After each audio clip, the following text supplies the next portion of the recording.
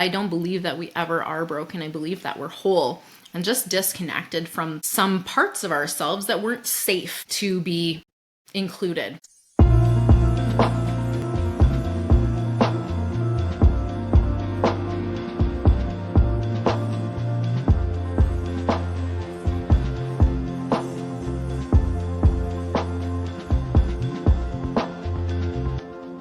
Well, hey, welcome back to the Amanda Kaufman Show. And today I get to pick the brain of Christy Holt. She is AKA the Happiness Hussy.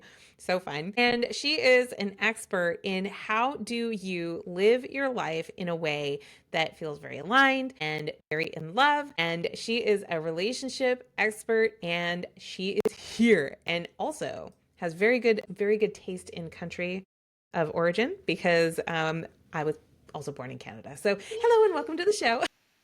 Thank you so much for having me. Yay, Canada. Yay, Canada. So good. Well, why don't you just take 30 seconds and catch us up on what you're working on these days? And then we're going to just dive right in. I want to pick that brain about relationships and loving yourself.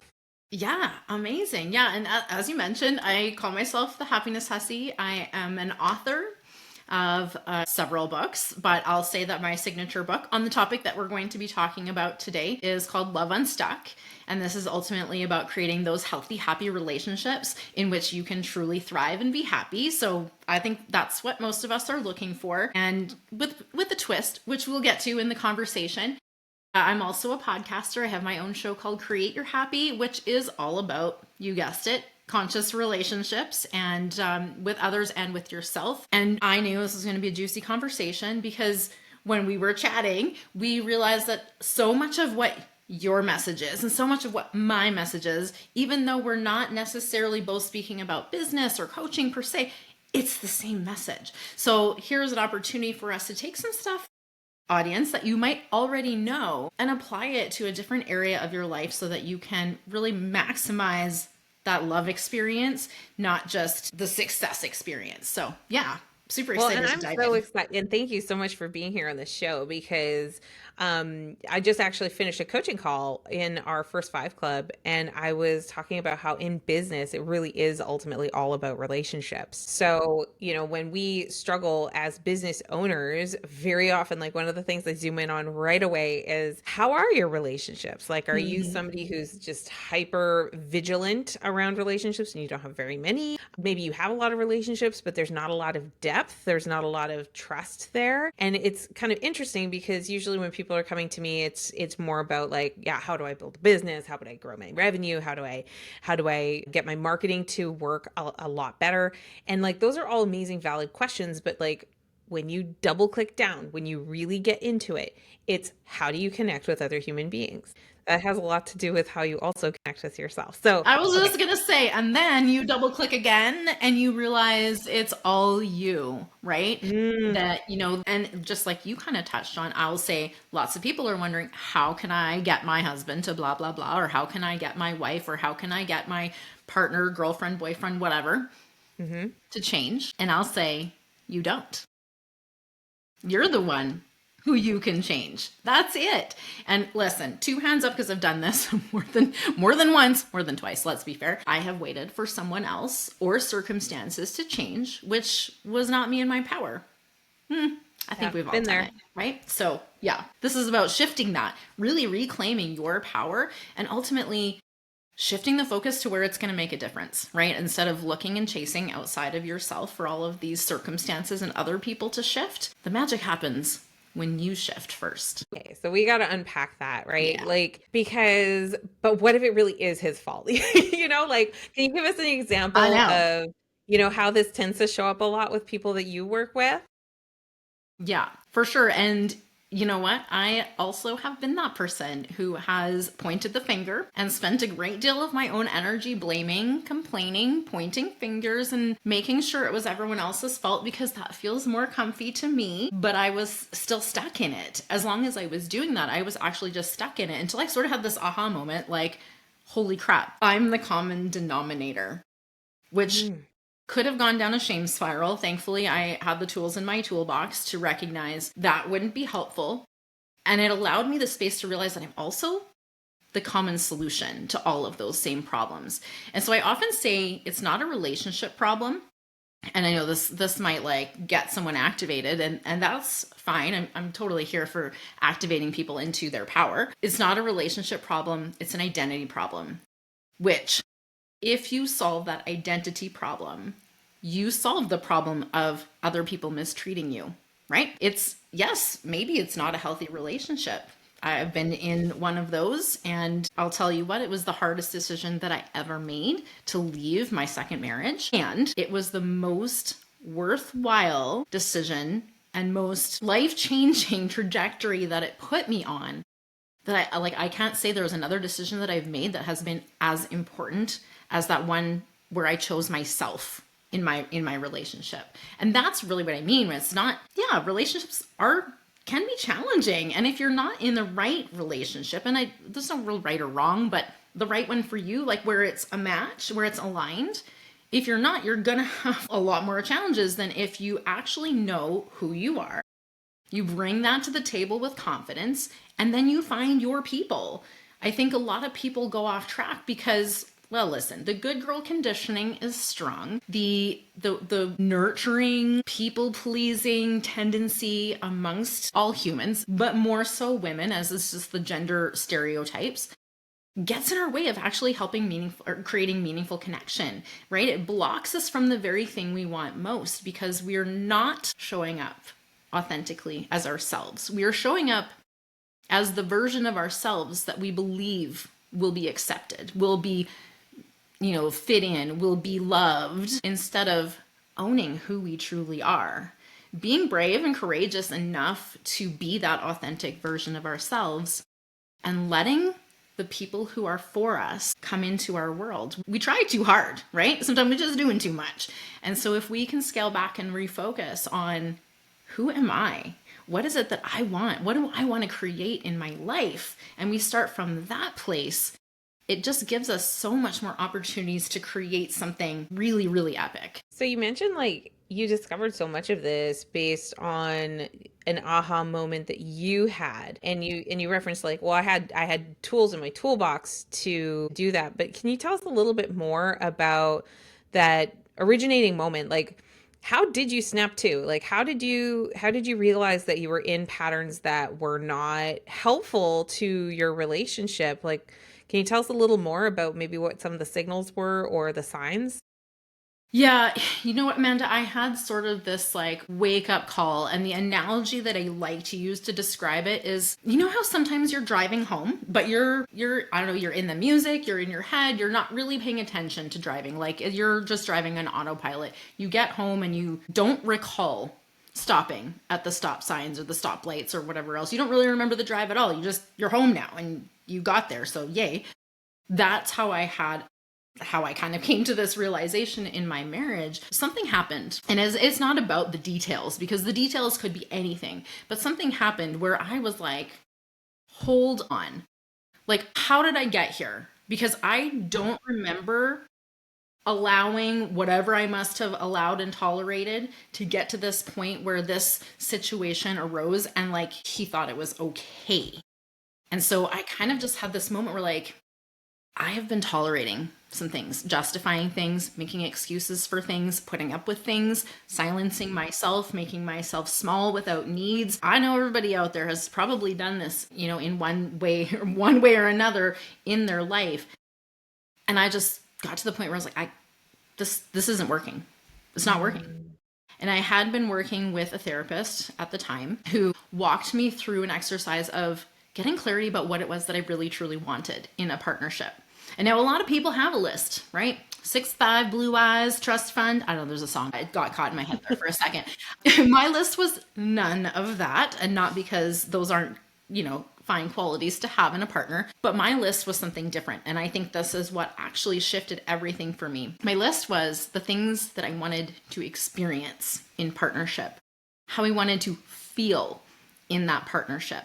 Not physical characteristics or financial statistics or anything like that. It was, how was my experience going to be? I wanted someone to laugh with.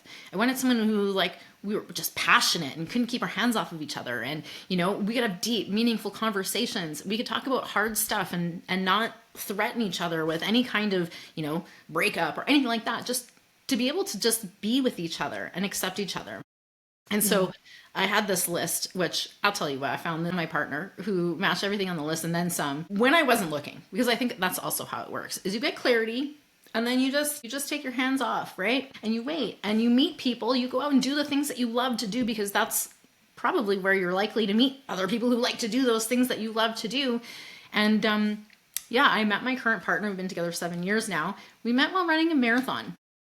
Like a literal Perfect. marathon. He was the pacer for my goal time of 4 hours and 15 minutes. And we just got to chatting because running a marathon is really freaking hard. So near the last hour or so, the wheels were starting to fall off the bus a little bit. You know, my knees were like screaming at me, like, what are you doing? My brain was just chattering. And part of me was like, it's just one more hour, which sounds absurd. I know.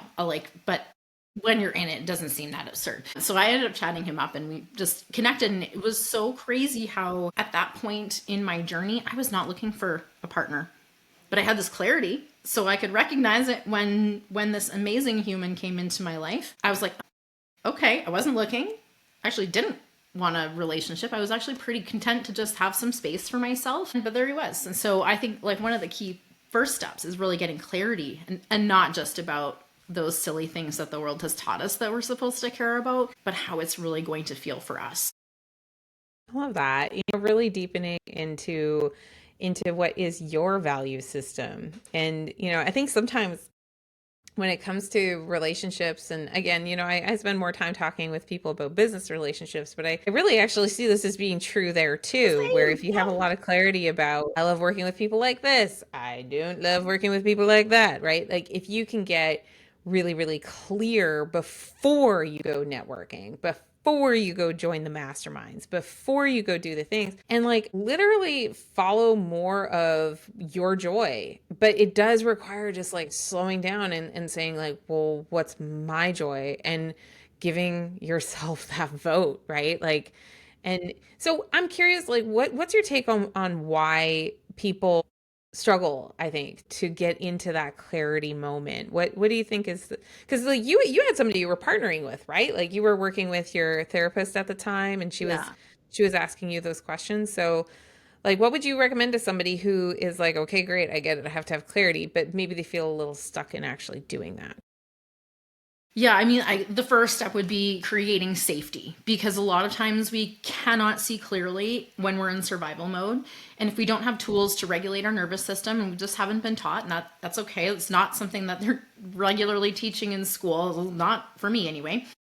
We need to just be able to create space to breathe, because when we are regulated, we see more of the available options for us and we can consciously choose which of those things feel really good in our bodies. And also we can feel what feels good in our bodies, right? When we're in survival, flight, we tend to dissociate, disconnect from our bodies. And so we can't really tap into what we know inside. And so in order to, and this is actually kind of the topic of my first book, not specific to this, but getting out of those states of overwhelm and overthinking is so powerful. That is essentially what my first topic of my first book was about, because you can't consciously choose when you're on autopilot and your past experiences are just recreating themselves over and over. It feels like you have no control. That's a little bit how I felt in that relationship, until I realized, well, hold on a minute. I'm actually just along for the ride, and I'm not actually consciously choosing or creating the things that I can, which essentially is my response, my experience, how I deal with what life throws at me. So maybe end up in a relationship with someone who is not emotionally intelligent. Maybe they use some other tactics like shame or gaslighting or stonewalling. Experience them all. And yeah, that's not healthy.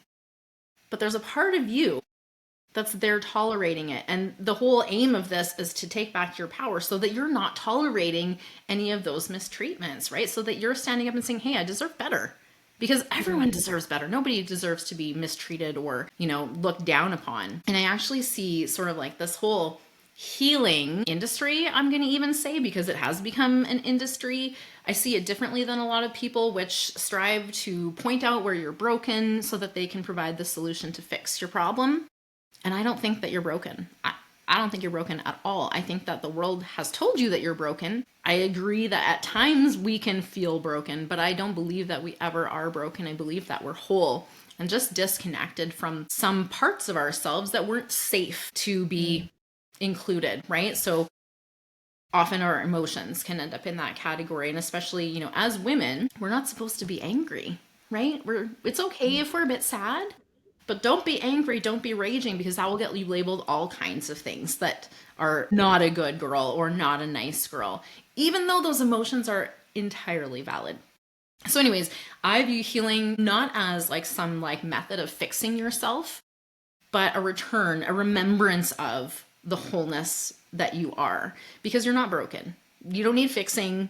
You're just a human who sometimes forgets the magical wholeness that is you.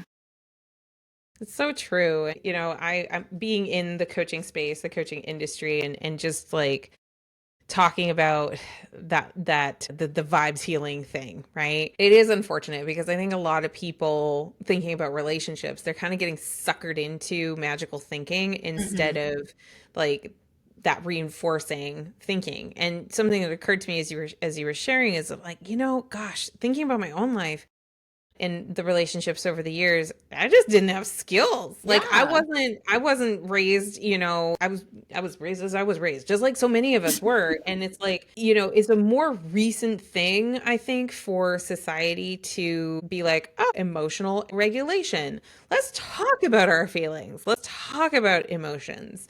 And I do think that because so many people just didn't have a lot of that conversation when they're cruising the internet and they come across like, you will be healed with this magical way of doing things. And it's like, it seems a little more like you're building skills and that you would be building like ways that you assert yourself, not looking for, again, like kind of a magical answer so much as realizing that Some you're soft already skills. magical. Yeah. Yeah. I mean, a lot of people didn't have a healthy example or healthy role models. Listen, it's not our parents' fault either. They also just They didn't didn't know know. what they didn't know. And Yeah. research now is definitely giving us more information. Heck, people in our parents' generation would have probably thought that our brains finished developing at a certain age, and that's that.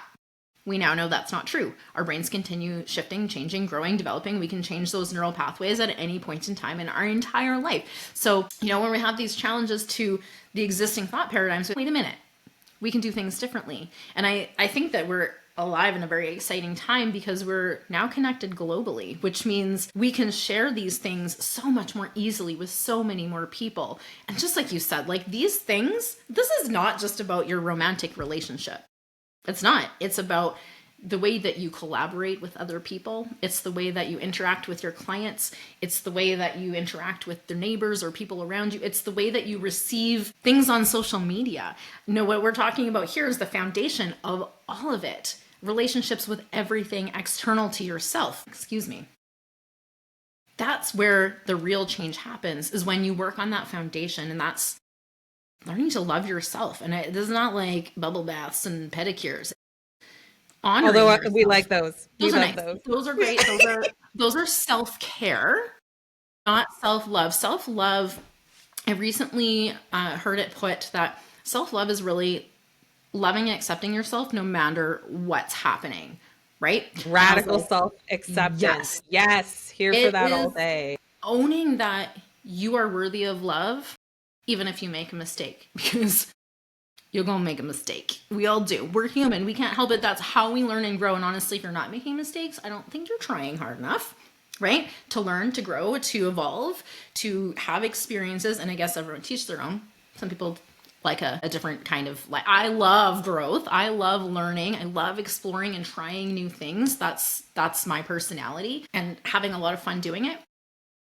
Not everyone likes that, but nonetheless, your experience of the world around you, it doesn't exist apart from going through your filter. So when you shift how you are experiencing, how you are receiving the information, and how you're responding to it, things change around you. It's not like magical woo-woo like law of attraction. And it is. It is and it isn't. It's not just like some magical thing. It's the way that we create our experience, right? It can't just happen over there. We have to perceive it and interpret it.